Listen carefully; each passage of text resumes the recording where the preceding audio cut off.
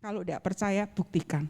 Karena orang Indonesia itu banyak sekali yang sudah mendapatkan itu. Ya, bahkan waktu Bu Herina kecil, Bu Herina juga diceritain orang Surabaya, anak perempuan Surabaya itu pinternya luar biasa. Sampai kedua orang tuanya itu bertanya sama pendetanya, apa sih Pak hubungan dari suka baca Alkitab dan kepandaian? Soalnya anakku itu nek tak lihat belajar buku itu ya tidak seberapa, tapi baca Alkitabnya itu luar biasa. Sampai ngantuk-ngantuk pun dia baca, ya, supaya dia tidak tertidur, dia baca Alkitab itu sambil jalan, muter-muter, ya. Jadi taat-dari tanpa firman Tuhan. Dan anak ini itu luar biasa, ya. Dia pandai, dia membawa nama baik keluarga, gereja dan kotanya.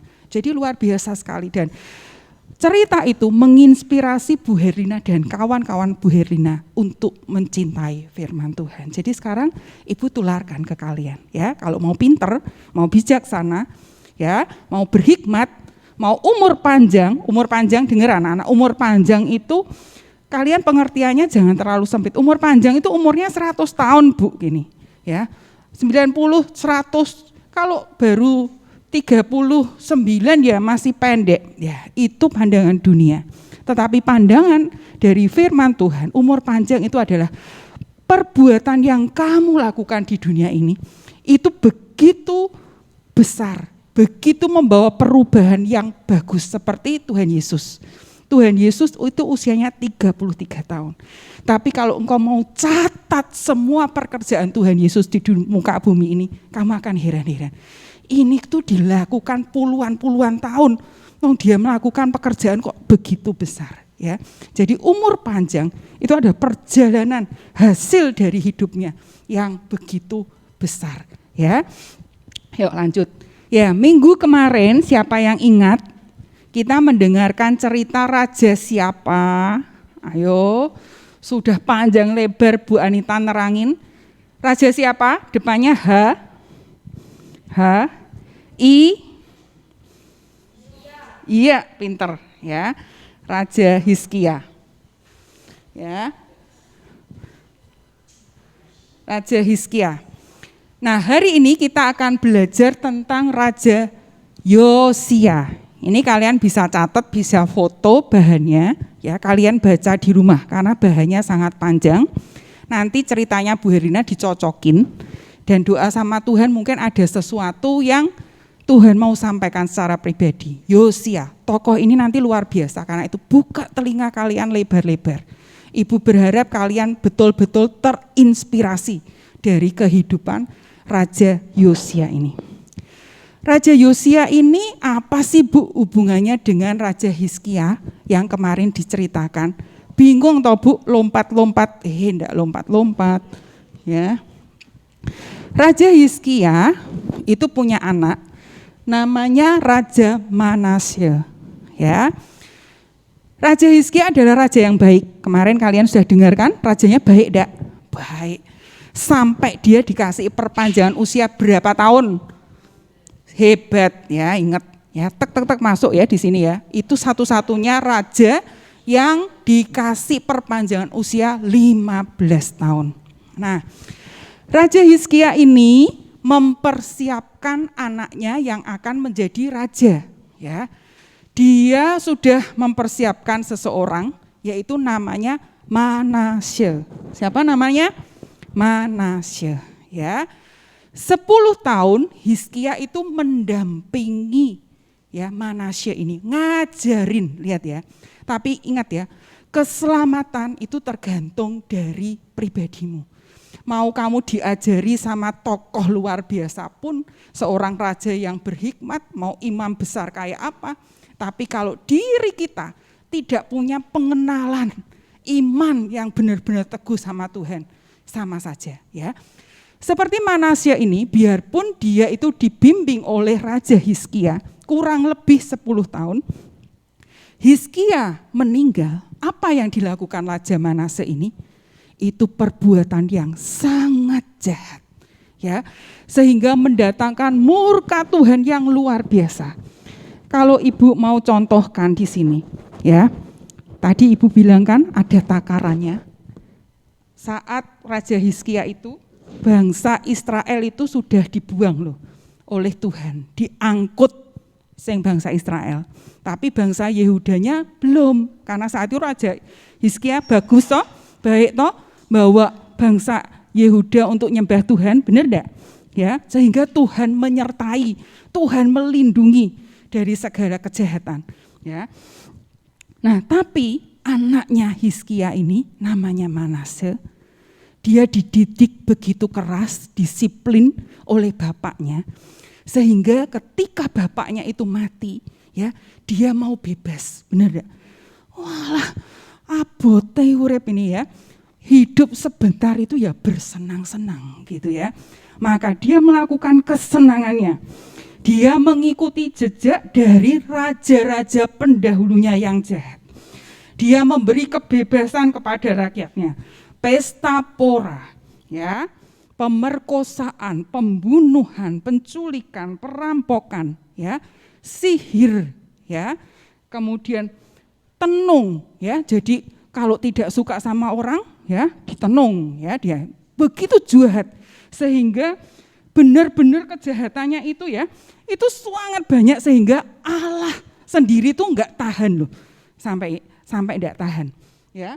Bahkan nanti Ibu akan perlihatkan dia melakukan kejahatan seperti pendahulu-pendahulunya, termasuk Raja Salomo itu juga pernah melakukan kejahatan ini, yaitu apa?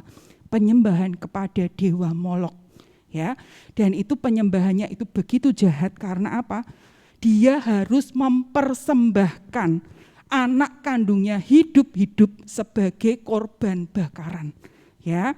Karena dia menginginkan sesuatu yang besar, dia harus ngasih Molok itu jiwa, nyawa anak kandungnya. Jadi itu benar-benar jahat di mata Tuhan.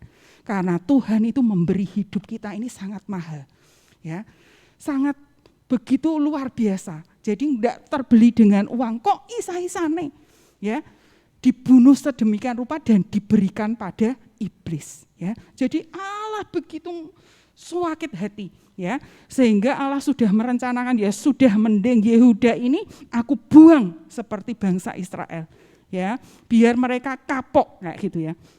Nah, anak-anak Manasye, habis Manasye itu menjabat itu paling lama 55 tahun, ya, sehingga rakyatnya itu sudah kadung kesenangan hidup di dalam dosa. Nah, tapi Tuhan itu masih baik, ya. Manasye ini kemudian mendapatkan sesuatu hukuman, ya, dia ditawan oleh orang Asyur, ya, dia digeret, diperlakukan seperti hewan. Nah, karena dia dididik oleh Raja Hizkia yang takut akan Tuhan. Jadi harapan guru-guru di sini itu apa? Firman Tuhan itu tetap tertanam di dalam dirimu, sehingga satu saat seandainya kalian itu nyimpang-nyimpang, kalian tuh ingat kembali, ya. Itu juga yang terjadi dengan Manasye. Manasye itu bertobat, anak-anak. Manasye bertobat, nuangis, dia betul-betul berbalik kepada Allah sehingga terjadi hal yang luar biasa.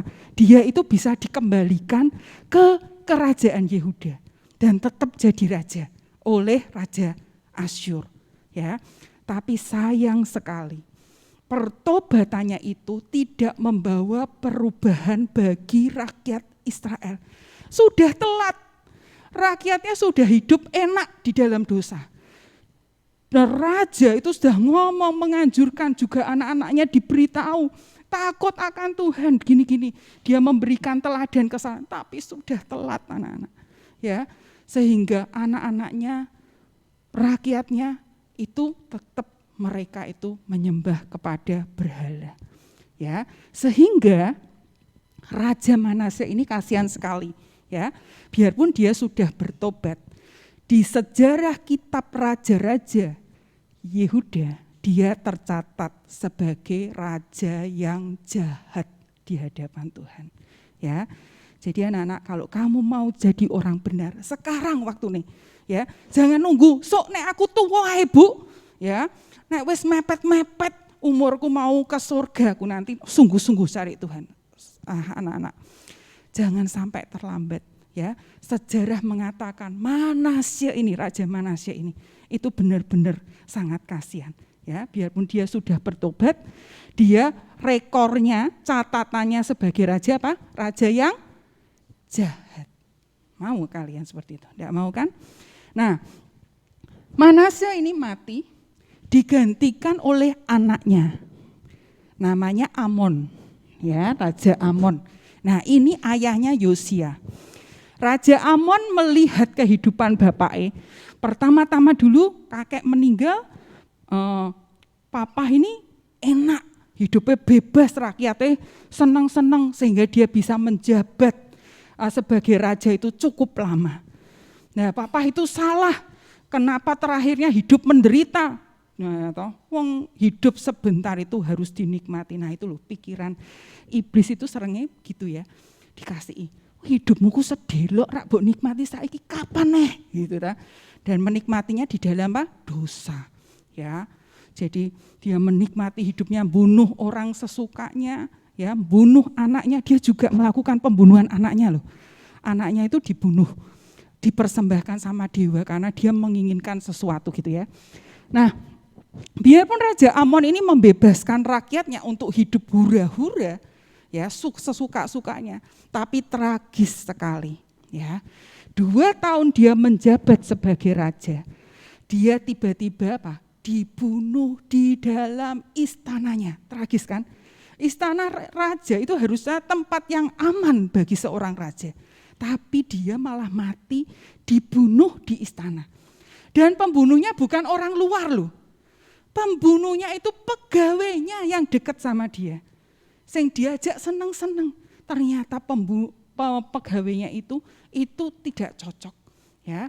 Dan setelah itu rakyat itu kemudian angkat senjata. Dia melawan orang-orang yang bersekongkol melawan Raja Amon ini. Pembunuhnya semuanya itu diberantas.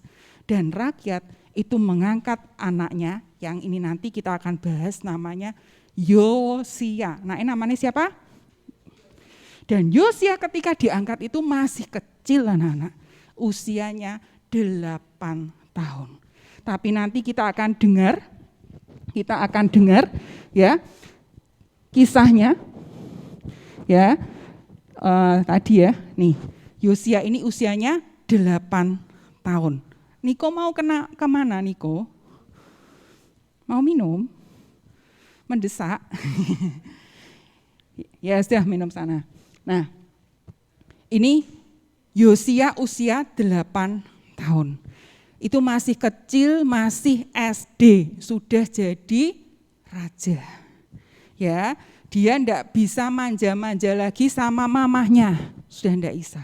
Dia diambil oleh kerajaan, dididik oleh kerajaan. Tapi peran mamahnya Yedida itu luar biasa. Sejak kecil Yosia itu diajar bahwa ada Tuhan yang melihat kamu. Dia diajar, diceritani tentang Raja Daud, ya, bapak leluhurnya, ya, sehingga kehidupan Raja Daud ini itu yang menginspirasi Yosia. Jadi kalian tuh butuh inspirasi loh, ya, untuk kehidupan kalian. Nah, ketika dia menjabat menjadi raja itu, kehidupan rakyat Israel itu begitu jahat di hadapan Tuhan. Mereka menyembah dewa-dewa seperti ini. Ya, penyembahan dewa-dewa ini tuh enggak main-main loh anak-anak. Karena apa? Karena mereka kadang itu ya melakukan hal-hal yang jahat ya di hadapan Tuhan. Ya, seperti pembunuhan, penculikan, pemerkosaan, macam-macam. Mereka mengadakan hal-hal yang benar-benar tabu ya, tidak patut disebut oleh Bu Herina di tempat ini ya. Jadi kenapa nyembah berhala tok kok sampai kayak gitu ya Bu? Iya, karena menyembah berhala aja itu sudah menyakiti hati Allah, menduakan Allah, ditambah lagi perbuatannya jahatnya minta ampun. Dan ini ya Dewa Molok ini letaknya di Ben Hinnom, lembah Ben Hinnom, dibikin. Ya, ini penggambaran dari Google ya. Dia dibikin tempat ibadah namanya Tofet. Nah, itu sejarah raja-raja Israel itu yang penyembah berhala ini, penyembah dewa Molok ini itu merelakan anak-anak kandungnya Ya, anak-anaknya itu diserahkan seperti itu anak-anak, dan kita tahu di dalam patung itu adalah perbaraan api. Ya, anaknya itu diserahkan di mezbah itu hidup-hidup, kemudian langsung dibakar hidup-hidup di depan banyak orang. Jadi bapaknya yang mempersembahkan anak itu melihat bagaimana kesakitannya anak itu, dan ia merelakannya. Gak apa-apa kowe berkorban. Ya, gue bangsaku kayak gitu ya. Bayangkan itu jahat sekali di hadapan Tuhan. Dan itu banyak dilakukan di sana, ngerti ya? Ketika mereka kecepet dengan masalah-masalah, dia kepengen instan, lihat ya anak-anak, sesuatu yang instan itu belum tentu baik anak-anak, instan itu. Ya, karena Allah itu sangat menghargai proses. Pokoknya piye Tuhan? Nek ora Tuhan, aku mau lunga gereja neh. Nah, itu bisikan dari siapa? Ya, kamu belajar dari ini. Sesuatu yang instan, mereka pasti akan larinya kepada iblis anak-anak. Kepada dewa-dewa ini. Semakin dewa-dewa itu meminta sesuatu yang berat seperti nyawa seseorang, ya, khasiatnya luar biasa. Mereka tuh percaya begitu, ngerti ya? Jadi kenapa mereka mau mempersembahkan anak-anak mereka? Dan itu sangat-sangat jahat di hadapan Tuhan. Nah, lihat ini, seperti ini ya. Jadi ini kejahatannya itu ya, mempersembahkan anak kandung yang harusnya disayangi ya. Hidup-hidup dibakar anak-anak ya. Nah, Yosia itu diangkat menjadi raja di usia 8 tahun dan selama 31 tahun dia memerintah Yehuda. Dan pribadi Yosia ini luar biasa anak-anak. Bagaimana kalau kamu usia 8 tahun tiba-tiba jadi presiden anak-anak? Pusing enggak? Ya. Pusing. Kamu harus mengerjakan ini. Nah, kemudian bawahan-bawahanmu mengatakan, kalau belum bisa belajar, buku setumpuk ya, kalian harus belajar itu. Yosia itu melakukan itu. Dia harus belajar anak-anak. Dan yang luar biasa selama 8 tahun, dia mempelajari sejarah raja-raja dan dia terpukau, dia terinspirasi kepada raja siapa tadi Ibu Herina katakan? Nenek moyangnya yang begitu melekat kepada Tuhan. Siapa? Daud. Pinter ya. Raja Daud. Raja Daud itu mencintai firman Tuhan. Tidak ada hari tanpa firman Tuhan. Tidak ada hari tanpa ia bercakap-cakap dengan Tuhan. Itu Daud. Dan dia terinspirasi seperti itu. Karena itu usia 16 tahun ya, dia mencari Allah Daud. Jadi bagaimana caranya berkenan kepada Tuhan ya. Jadi 8 tahun itu dia belajar tentang pemerintahan, tentang cara berperang. Wah, itu pelajarannya luar biasa anak-anak. Kalian sekolah cuma pelajaran teori aja sudah puyeng ya. Dipersiapkan jadi raja, dikebut kayak gitu, itu lebih puyeng anak-anak. Harus bisa berhitung ya, matematika nek ndak piye nanti ya. Kemudian harus bisa bahasa, harus bisa memecahkan soal-soal kalau menghakimi ya, dan macam-macam, terutama berperang. Dia harus tahu cara perang itu bagaimana strategi ya. Nah, usia 16 tahun dia benar-benar cari Allah. Dan Tuhan itu juga baik ya. Dia punya teman-teman yang baik ya. Salah satunya kemungkinan ini adalah Nabi Yeremia. Jadi Yeremia waktu itu masih muda kayak gitu ya. Belum jadi nabi ya. Jadi pemuda. Dia punya teman-teman yang baik. Jadi kalian ini bersyukur, kalian orang Kristen, kalian punya sekolah minggu, kalian punya teman-teman yang percaya pada Tuhan Yesus. Itu bersyukur anak-anak. Ya, jadi Yosia ini bersyukur sekali dia punya teman-teman yang takut akan Tuhan. Kemudian 10 tahun ya, dia itu mulai belajar mematuhi firman Tuhan. Ya, mulai dia itu melarang penyembahan berhala begini-begini, tapi belum bisa bersih di negaranya itu. Sampai 26 tahun ya, dia punya keinginan yang kuat ini. Dia tiap hari itu tetap baca kitab loh, belajar kitab, tetap dia bertemu Tuhan di dalam mezbah korban, ya doanya juga, ujiannya. Nah, di usia 26 tahun, dia itu punya pegawai namanya Safan. Ingat-ingat ya, namanya siapa? Safan. Ini orang kepercayaannya, dipanggil. Sini. Safan, kamu sini. Iya Tuhan, gitu ya.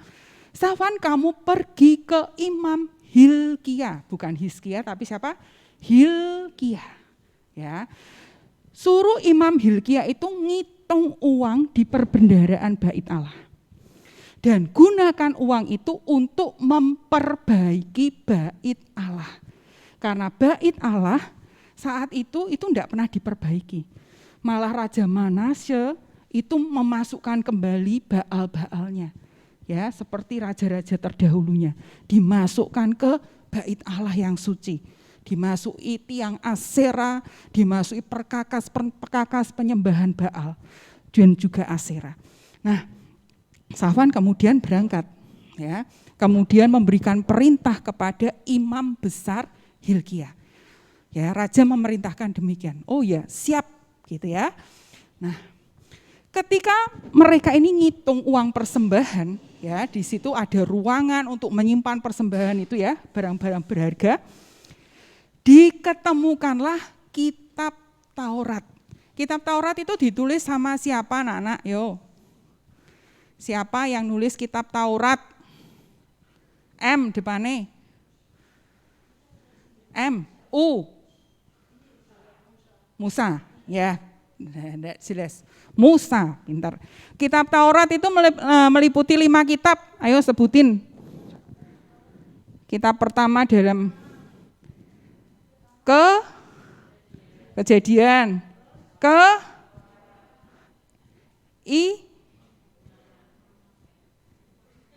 Bilangan, Ulangan. Ya, 5 ya, itu 5 kitab itu.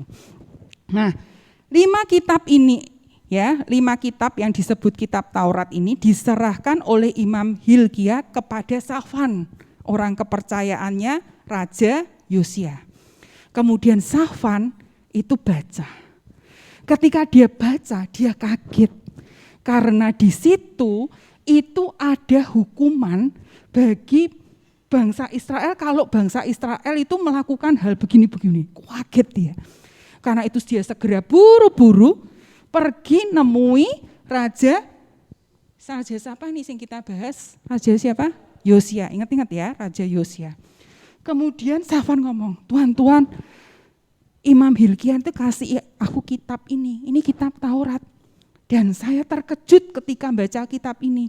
Tuhan mau dengar dak? Oh ya, kitab Taurat, kitab Musa itu, bacain ya. Kemudian Safan bacain itu. Ya. Dan Yosia juga terkejut. Ternyata Tuhan sudah menyiapkan penghukuman karena kejahatan Israel. Ingat ya, di dalam kitab itu ada berkat, ada kutuk. Kalau kamu gini-gini terkutuk gitu ya. Nah, karena itu ketika dia mendengar itu, ini loh yang Yosia lakukan. Dia sedih sekali, dia merobek pakaiannya. Jangan tiru-tiru merobek pakaian ya, nanti bilang Bu Herina yang ngajarin gitu. Bukan, ini sebagai simbol duka cita. Dia sedih, dia menyesal. Ternyata bangsa ini itu sudah mendukakan hati Tuhan. Ya, habis itu dia robek itu, dia nangis, dia berdoa menjerit kepada Tuhan, ampuni Tuhan. Ya, ini refleks dia lakukan. Ya, merobek pakaian ini, jubahnya dia ini kan indah. Ya, jubah raja sesuatu yang indah, melambangkan sukacita, ya, kebahagiaan. Dirobek itu melambangkan apa? Duka cita. Dia ganti dengan kain kabung, ya, duka cita. Dia berduka atas bangsanya, atas keluarganya, ya. Keluarganya itu loh, ya, kakeknya, bapaknya. Tadi bapaknya juga sudah melakukan kejahatan kan? Wah, ini sudah mintip-mintip, ya, sudah mau mintip-mintip tumpah. Dan ini mesti tidak lama kejadian Yehuda itu akan seperti kerajaan Israel. Ya, kerajaan Israel itu sudah ditawan itu ya, dibawa semua orang-orang pinternya, rewajanya, dibawa seperti hewan pergi ke negeri Asyur. Ya, serem loh anak-anak. Nah, sudah mintip-mintip, apa ini dia bingung. Aduh, apa yang harus aku lakukan? Aku sudah melakukan seperti ini, tapi bangsa ini tetap ya di tempat-tempat yang tidak terlihat olehku, mereka tetap nyembah berhala. Apa yang harus aku lakukan? Ya. Jadi dia merobek pakaiannya, yang pertama tanda duka cita, dia pribadi bertobat. Ya, dia minta ampun untuk seluruh keluarganya dan juga untuk hidupnya yang menurut dia itu santai-santai. Padahal dia itu hidupnya ya sudah sungguh-sungguh sama Tuhan. Dia mau lebih sungguh-sungguh lagi. Ya, kemudian dia panggil orang-orang kepercayaannya. Dia suruh apa? Cari petunjuk Tuhan. Ya, kamu cari petunjuk Tuhan. Dia panggil itu Safan, panggil itu Imam Hilkia, dan beberapa orang lain, cari petunjuk Tuhan. Dan mereka menemukan siapa? Nabiyah Hulda. Namanya siapa? Ya, Nabiyah karena perempuan, jadi Nabiyah Hulda. Dan Nabiyah Hulda ini kemudian berdoa kepada Tuhan, dan Tuhan menjawab. Oh, luar biasa kan? Kalau seseorang itu punya hubungan intim sama Tuhan, tiap hari ketemu Tuhan, tiap hari ngomong-ngomong sama Tuhan, Tuhan itu hidup loh anak-anak, sehingga dia bisa diajak omong. Kamu tanya, Tuhan pasti jawab, dan kamu akan mendengar karena telingamu, ya, hatimu itu sudah terbiasa dengan suara Tuhan, sudah mengenal Tuhan, sehingga kamu tidak perlu khawatir, ini suaranya setan iki, enggak. Ini suaranya Tuhan, ya. Kalau kita tidak mengenal Tuhan, ada suara, ya, gini, ini suaranya Tuhan, ternyata itu suaranya setan, ya, malah celaka kita, benar ya. Jadi harus punya waktu doa sendiri, anak-anak. Ya, biarpun kalian sudah ada mesbah sama papa, mama, punya waktu doa sendiri, ngomong-ngomong sama Tuhan. Terus ibu ingatkan lagi, tiap hari jangan bolong firman Tuhan, ya, karena nuntun hidupmu ini, ya, mau pintar, mau berhasil, ya, mau hidup menyenangkan hati Tuhan, menjadi berkat bagi banyak orang, ya, firman Tuhan cintai, ya. Nah, Nabiyah Hulda ini ngomong gini, ya, memang Tuhan ini mempersiapkan hukuman untuk bangsa Yehuda, ya. Tuhan itu akan membuang bangsa Yehuda, menyingkirkan bangsa Yehuda dari hadapan Tuhan. Tuhan juga akan membuang kota Yerusalem dan juga baitnya. Bayangin ya, serem loh. Baitnya itu padahal Allah sendiri berjanji loh. Dia itu akan tinggal di baitnya, di Yerusalem itu. Tapi Allah itu bisa rela, wes hancurlah. Tapi aku memang akan tetap hadir di situ. Tapi dalam posisi bangunan hancur terserah, karena sudah terlampau sakit hati Allah, ya. Nah, anak-anak, kemudian orang-orang kepercayaan ini, ya, Safan, imam besar, siapa tadi? Hilkia, ingat-ingat Hizkia ini, Hilkia, ya, ingat-ingat ya, Hilkia, dan juga teman-temannya, itu ngomong ke Raja Yosua. Ini loh jawaban dari Nabiyah Hulda, ya, bahwa karena raja itu sudah menyesal, menangis, meratap di hadapan Tuhan ketika mendengar hukuman ini, maka raja itu akan diselamatkan. Raja tidak akan mengalami penderitaan, pengasingan ke negara lain. Jadi raja nanti akan mati dengan tenang dan dimasukkan di dalam kubur kerajaan, keluarga kerajaan. Karena raja tadi waktu mendengar hukuman itu menyesal, bertobat. Nah, perkataan itu Yosia cerna. Lalu bagaimana ya membuat bangsa ini bisa selamat? Oh, baik. Aku menyesal karena mendengar perkataan Taurat. Karena itu dia ngasih perintah. Sekarang kumpulkan penduduk Yehuda dan Israel Utara ini, kumpulkan, ya, pembesar-pembesarnya semua kumpulkan, ya, di bait Allah. Ya, kita mau ketemuan. Dan apa yang dilakukan oleh Yosia ketika semua itu dikumpulkan? Ini loh yang dilakukan. Bagian dari Taurat yang membuat dia bertobat, dia bacakan itu di hadapan rakyat. Supaya rakyatnya itu tahu peraturan Allah. Bagaimana kamu bisa selamat, Bagaimana sekarang ini negara kita ini sedang terancam keruntuhan. Ya, kamu harus menyesal, harus bertobat ya, dia bacain itu. Dan bangsa ini kemudian juga ngerti ya, ini hukum Allah, enggak main-main. Ya, bangsa Israel itu kenal Allah yang hidup kan. Sejarahnya kan luar biasa. Nah, setelah itu apa yang dilakukan? Raja Yosia itu berdiri ya di hadapan Allah, dia berjanji. Ya, dia berjanji, dia melakukan memberikan teladan, ya, berjanji di hadapan Allah bahwa dia akan melakukan firman Tuhan, peraturannya, ketetapannya dengan sepenuh hati dan jiwa, ya. Kemudian dia mengajak seluruh rakyat juga berjanji, berkomitmen untuk mematuhi peraturan Tuhan, firman Tuhan, ketetapannya, ya. Jadi hari itu Yosia itu di hadapan penduduk Yehuda, ya, dia mengumumkan, dia bertobat, dia mau mengikut Allah yang hidup sungguh-sungguh. Dan seluruh rakyat yang ada di situ itu juga mengikuti jejak Yosia, berjanji sungguh-sungguh di hadapan Tuhan, ya. Dan kemudian setelah itu mereka langsung action, ya, melakukan aksi, melakukan tindakan, bukan omong tok, ya. Apa yang dilakukan mereka? Apa ini?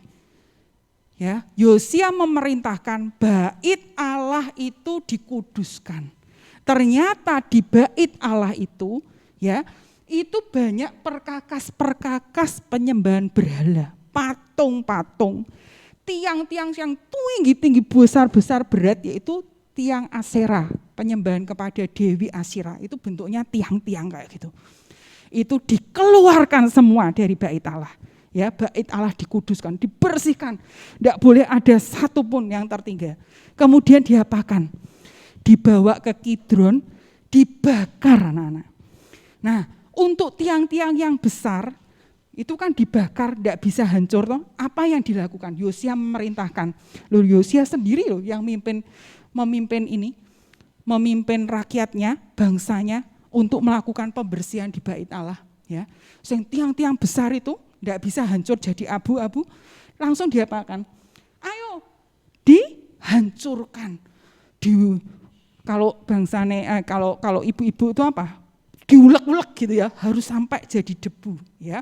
Ditumbuk sampai jadi debu, ya. Jadi kemudian abunya itu dibuang ke Betel. Nah, kemudian yang patung-patung dewa-dewa yang disembah-sembah itu, ya, itu abunya itu ditaburkan di kubur rakyat jelata. Jadi itu benar-benar direndahkan seperti itu, ya. Dan kemudian imam-imam berhala, ya, di PHK, ya, ditangkepin di PHK dan kemudian yang orang-orang Lewi, ya, biarpun mereka sudah di PHK, mereka tidak boleh kembali ikut memberikan persembahan di mezbah Tuhan karena mereka sudah tercemar. Mereka harus menguduskan diri, ya. Mereka boleh menyembah Tuhan tetapi bersama dengan rakyat jelata. Ya, jadi mereka mendapat hukuman demikian, anak-anak. Ya, PHK imam berhalanya. Kemudian yang luar biasa tadi kan ibu ceritakan tentang Tofet, ya, ingat ya. Tofet itu di situ ada penyembahan kepada dewa Molok, ya. Ingat tadi ya, bayi-bayi yang hidup dipersembahkan, itu ngeri sekali, ya. Suaranya itu aja ngeri penyembahan di sana. Apa yang dilakukan oleh Yosia? Yosia itu menajiskannya. Artinya apa? Bukan cuma sekedar ditutup, ya. Bukan sekedar patungnya itu dirobohkan, disingkirkan, ya. Tetapi benar-benar dinajiskan. Tidak layak lagi untuk tempat ibadah pengorbanan.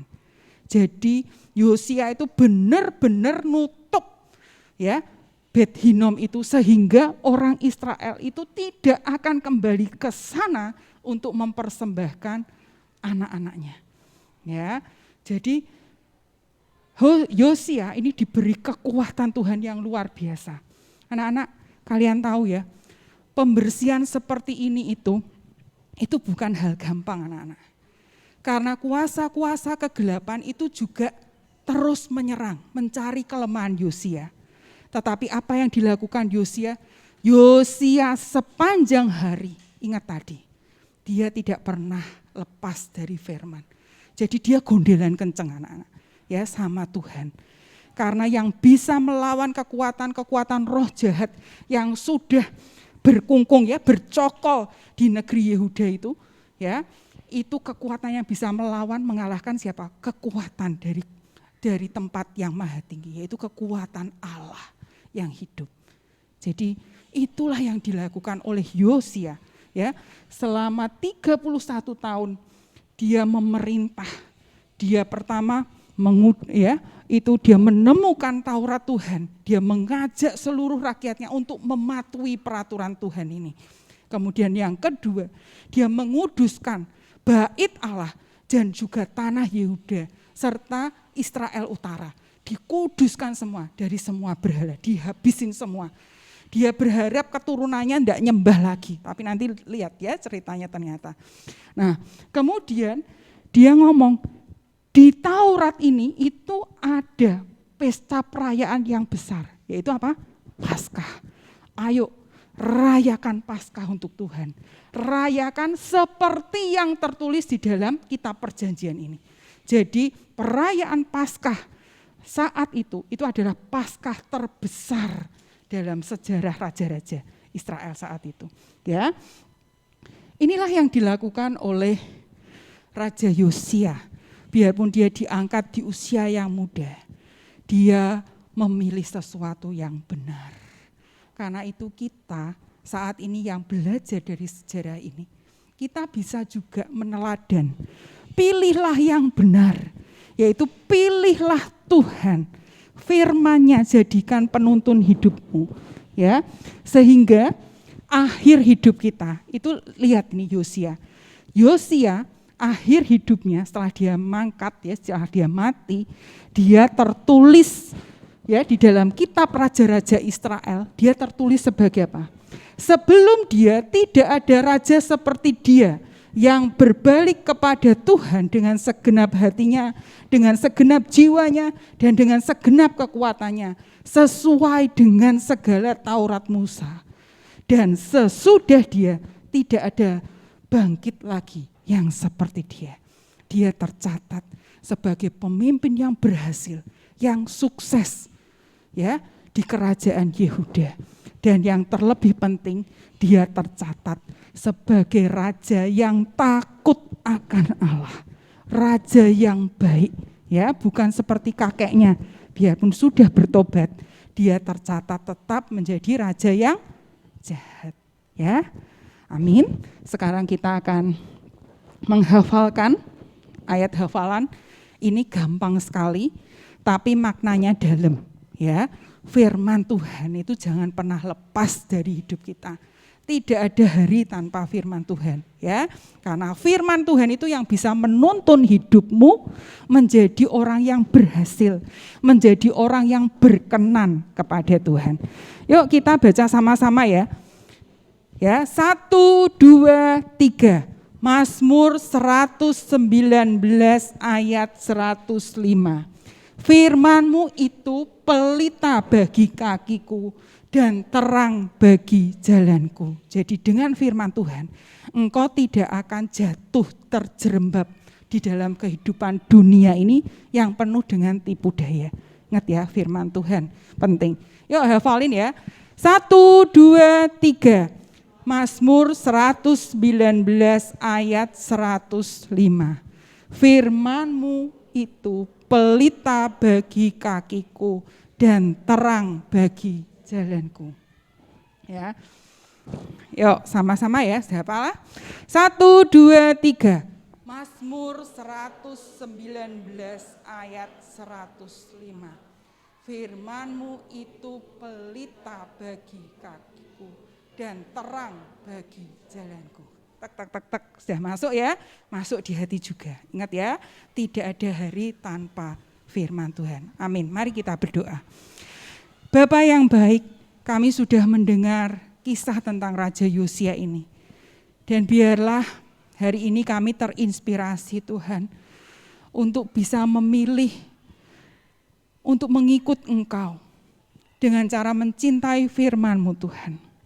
Karena firman-Mu itulah penuntun hidup kami, yang membawa kami pada jalan-Mu yang benar, yang membawa pada rencana-Mu yang luar biasa. Terima kasih Tuhan, berkati seluruh anak-anak-Mu tempat ini, berkati dengan kesehatan, kekuatan, kepandaian. Jadikan anak-anak-Mu di tempat ini saksi-saksi-Mu Tuhan, yang membesarkan dan memuliakan nama-Mu. Terima kasih Tuhan Yesus. Di dalam nama Tuhan Yesus Kristus kami berdoa. Amin.